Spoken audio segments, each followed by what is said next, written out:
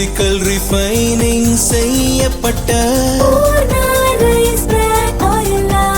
SKM Poorna rice brand oil. கடந்த ஆண்டு September 27ஆம் தேதி கரூரில் நடந்த தாவேக பிரச்சார கூட்ட நெரிசலில் சிக்கி 41 பேர் இறந்தனர். இந்த வழக்கை ஓய்வு பெற்ற சுப்ரீம் கோர்ட் நீதிபதி அஜஸ் ரத்தோகி கண்காணிப்பில் CBI அதிகாரிகள் விசாரித்து வருகின்றனர். இது தொடர்பாக பல கட்ட விசாரணையை இதற்கு முன்பு முடித்திருக்கிறது.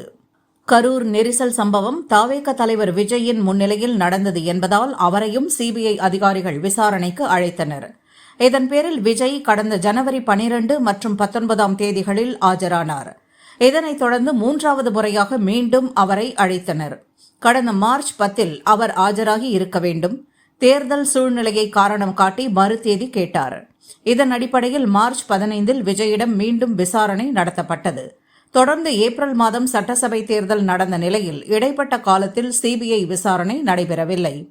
இப்போது தேர்தல் முடிந்து விஜய் தலைமையிலான தாவேக ஆட்சி அமைந்துள்ள நிலையில் மீண்டும் விசாரணை தொடங்கப்பட்டுள்ளது. கரூர் துயர சம்பவத்தின் போது பாதுகாப்பு பணியில் இருந்த 10 காவலர்களுக்கு CBI அதிகாரிகள் சம்மன் அனுப்பியிருந்தனர்.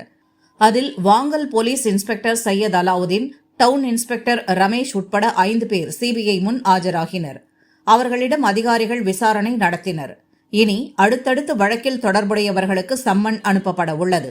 தாவேக ஆட்சி அமைந்த பிறகு கரூர் வழக்கு விசாரணை மீண்டும் சூடுபிடிக்க தொடங்கியிருப்பது தமிழக அரசியலில் பரபரப்பை ஏற்படுத்தியுள்ளது.